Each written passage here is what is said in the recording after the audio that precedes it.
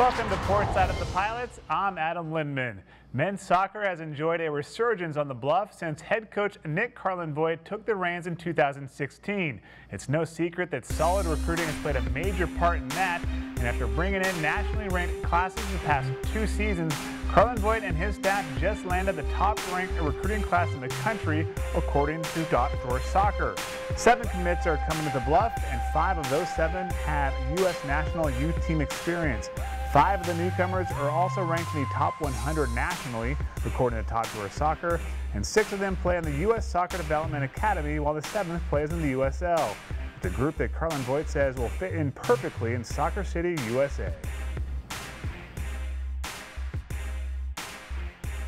We're very excited about the class. As soon as the new coaching staff came on board, we started working on this 2018 recruiting class. It was a class where no one else had a head start on us, and we're very excited. They're young men of the highest character. They have great soccer pedigrees, and they all wanted to be here at Soccer City, USA. We're very fortunate to have some very fine young men who wanted to represent our program, play on Merlot Field, be part of something special. And then, of course, the successes of the last 2 years has really helped drive our brand and put us on a national map.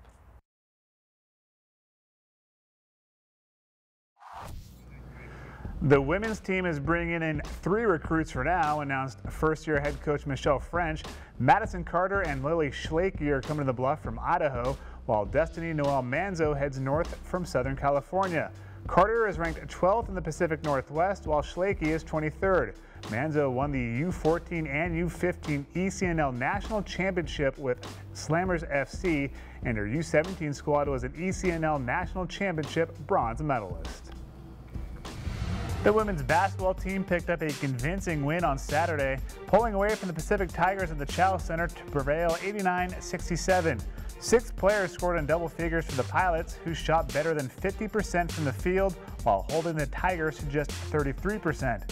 Julie Spencer led the way with 23 points, while Ashley Gray was an impressive 13 of 14 from the free throw line en route to a career best 17 points. Kate Anderson collected a career high 10 rebounds.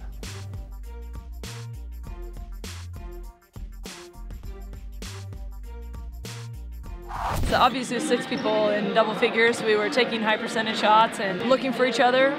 Probably had a season high on assist to field goal ratio, so really happy with that. And Julie just did a good job of getting to her spots on the floor, but we just did a good job of finding her, and then she did a good job also just getting, you know, some second chance points on herself too. Sarah did a great job. Blocking shots is not usually her forte, but she did a good job of just keeping her hands high, which is, we watched a lot of film on that for her this week. And then also just like staying mentally tough, because she missed some easy shots early, but was able to stay in, and then I think she hit her last 4 in a row, which was huge for us to build momentum and stretch the lead. Ro and Kate both had 6 assists. Ro's been awesome managing the game. She played, 38 minutes the other night and maybe 38 again tonight, so it's a big weekend, a lot of minutes on her old body. But just being the floor leader, pushing when we need pace, slowing down when we need to execute, just reading the floor really well. The men's team dropped a pair of close games on the road last weekend, with both games at San Francisco and Pacific coming down to the final possession. Freshman guard Marcus Shaver Jr. recorded season highs of 22 points and 7 rebounds for the Pilots in the loss to the Dons. And then on Saturday, the Pilots nearly led from start to finish against the Tigers, but the hosts escaped with the win late. Senior DeMarcus Tyson continued his torrid shooting and finished with a team-high 14 points, inching even closer to 1,000 career points.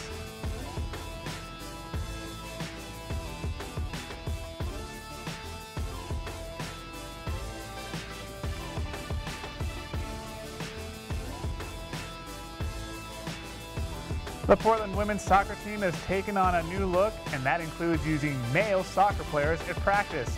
The group, known as the U Crew, has been training with the Pilots this spring, and it's an idea that was developed by first-year head coach Michelle French and her staff. A call went out to male soccer players campus-wide, and they're still looking for more, so contact assistant coach Dominic Doty if you're interested.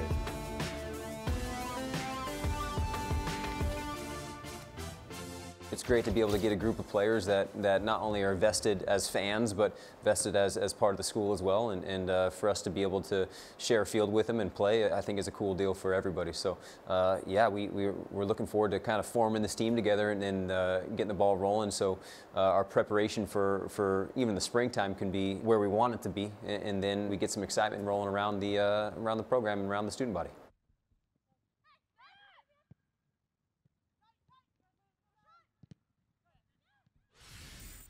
The Portland women's rowing team is offering UP staff and faculty a great opportunity this spring to stay in shape and maybe shed a few of those holiday pounds. Every Friday at the Beauchamp Recreation and Wellness Center, head coach Pasha Spencer and a few of her rowers teach an indoor rowing class, which has been consistently full every week.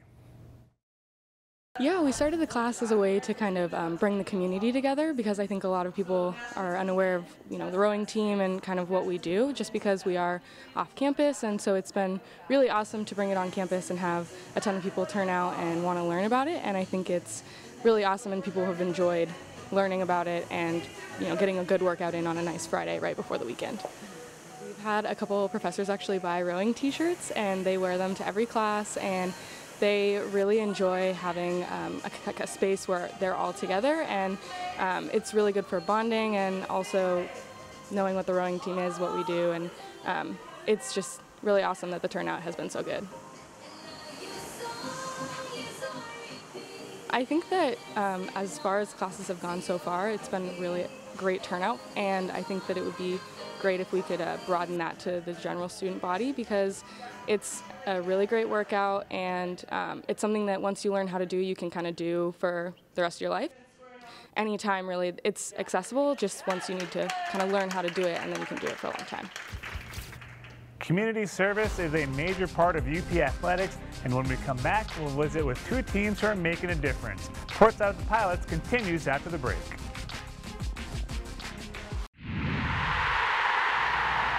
Last week, the Portland women's tennis team celebrated National Women and Girls in Sports Day by going to the St. John's Racket Center.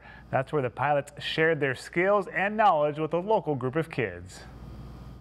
The Portland Pilots have come to support women in sports, and that's why we're here today. Well, we played a little bit of tennis, a little bit of mini tennis.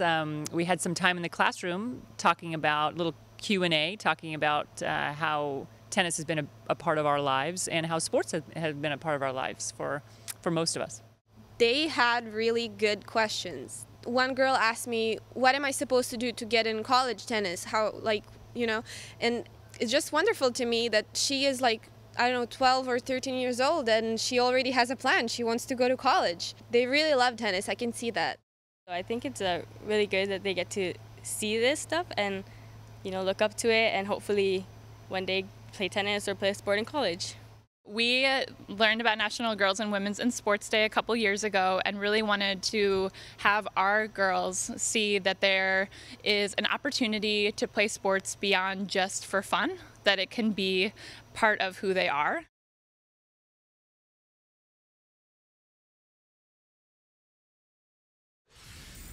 Some members of the women's basketball team were also in the community service spirit last week, as Rochelle Owens and Kayla Quinlan went to nearby Astor Elementary School to put on a clinic.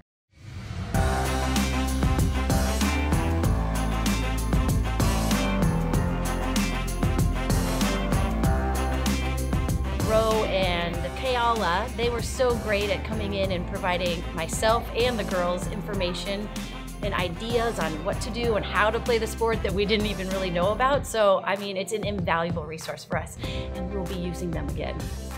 So you gotta stay low, take up more space, and you can move faster, okay?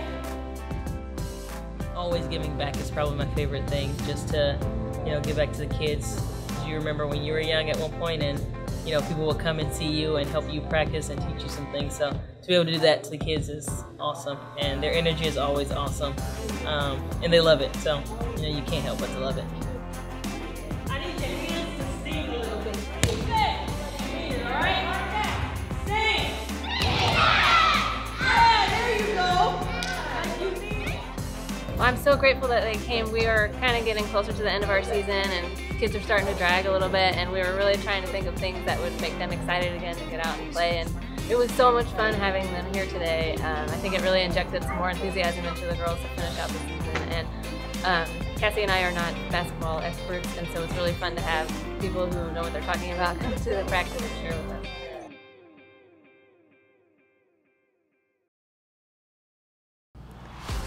Becky Varner is this week's Weimar Fan Photo Contest winner, and Becky is now eligible to win Blazer tickets at the end of the season. Remember to tag your photos while cheering on the Pilots this week with the hashtag PilotGameDay. Portside of the Pilots, we'll be right back.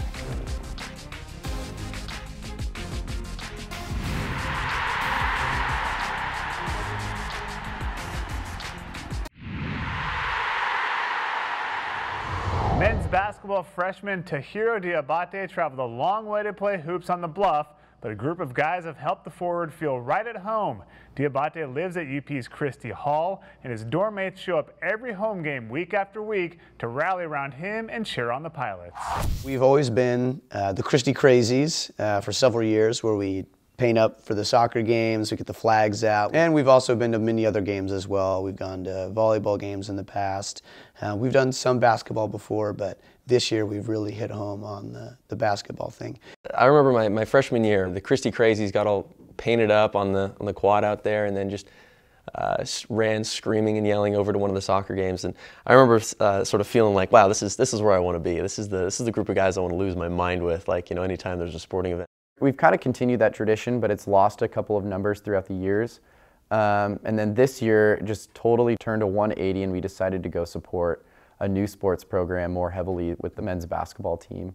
None of that was to, I don't think, any of the hall staff's doing, but a couple of the freshman guys were just super interested in basketball, and having one of the players, D, live in the dorm kind of helped us all rally around one player who lived in Christie and one Christie brother.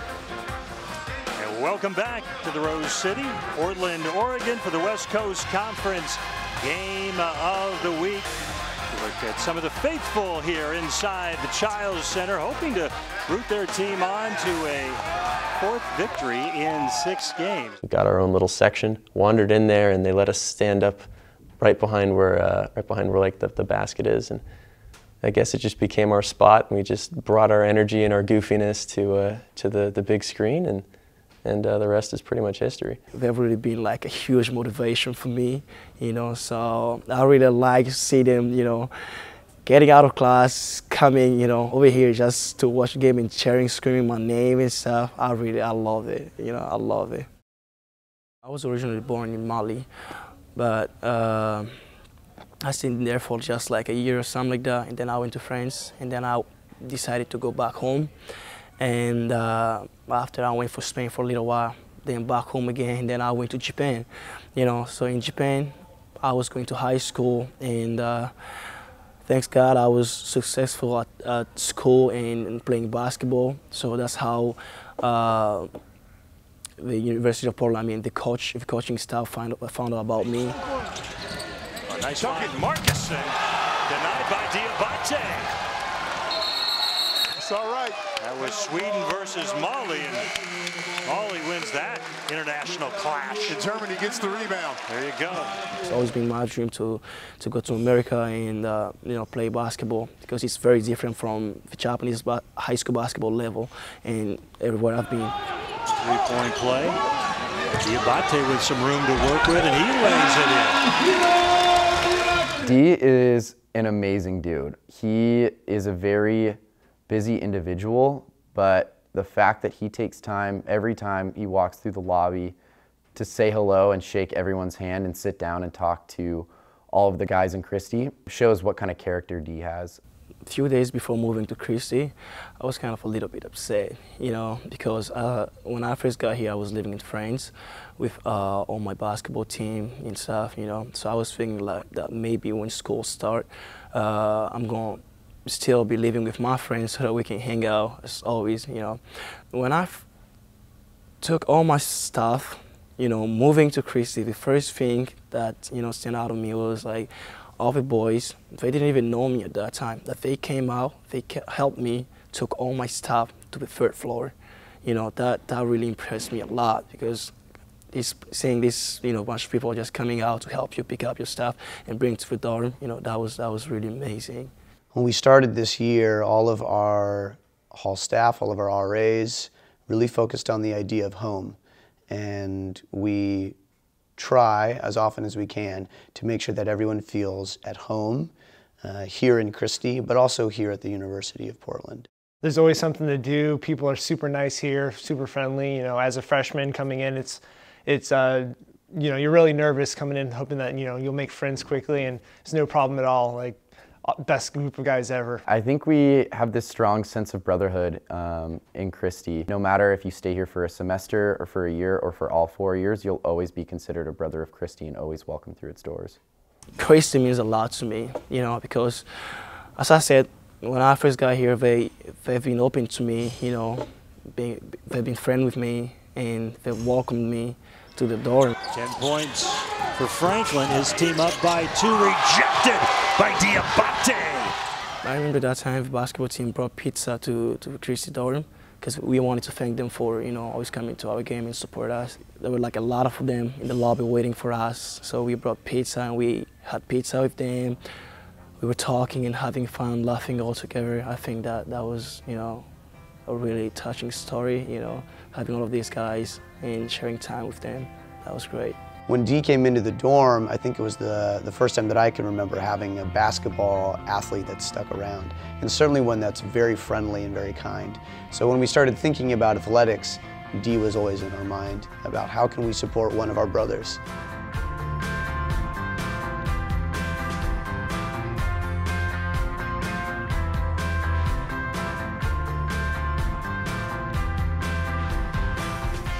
Tilly 0 for 1 at the line.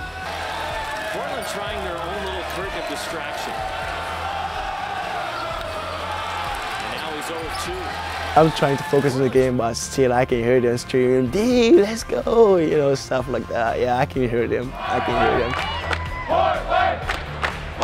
Always helps to know that you have somebody, backing you up, somebody who's there to support you even when you fail. So that's a huge motivation. Simple friend is just don't do for each other, But the thing these guys are doing for me and all the supports and stuff, that proved me that they're family to me.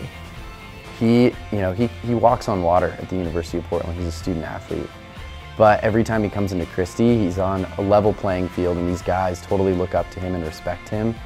And he treats them with the same respect. He doesn't hold himself higher than anybody else.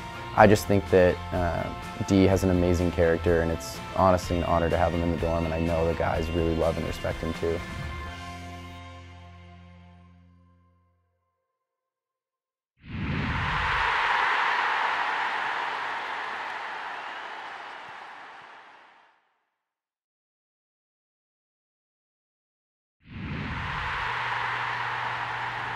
The men's basketball team begins a stretch of 3 straight home games this week when they host Santa Clara at the Chow Center on Thursday night, before welcoming number 15 St. Mary's to the Bluff on Saturday.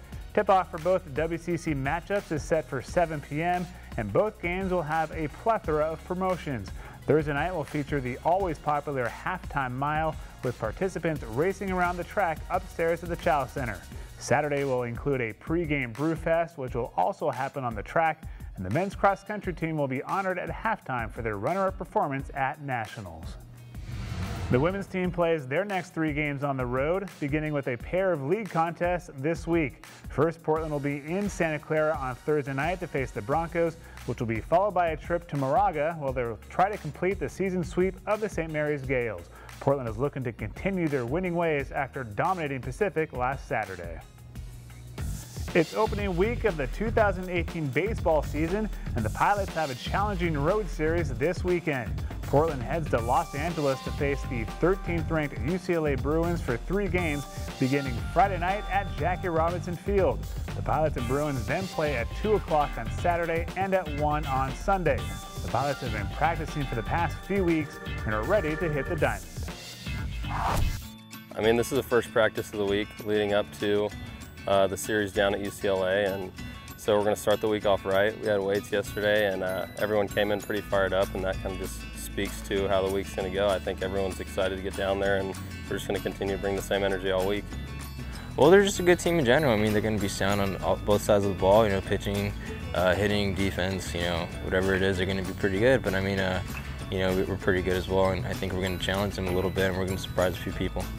It's going to be nice facing competition like that, just to see, you know, how far we've come over the fall and just early spring. But I think we're ready for any opponent, really. So I'm excited. I'm glad we have some good competition coming in the first week, just to see how this hard work's going to pay off. It looks like we got a big fish. What is that, 20-pounder?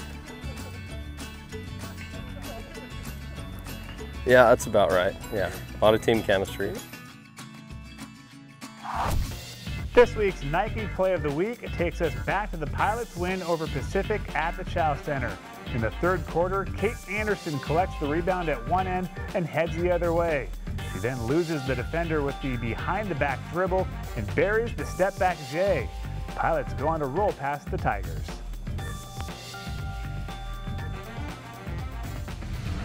That does it for this week's Portside of the Pilots. You can always reach out to us on social media by using the hashtag Portside. Good night, and we'll see you next week.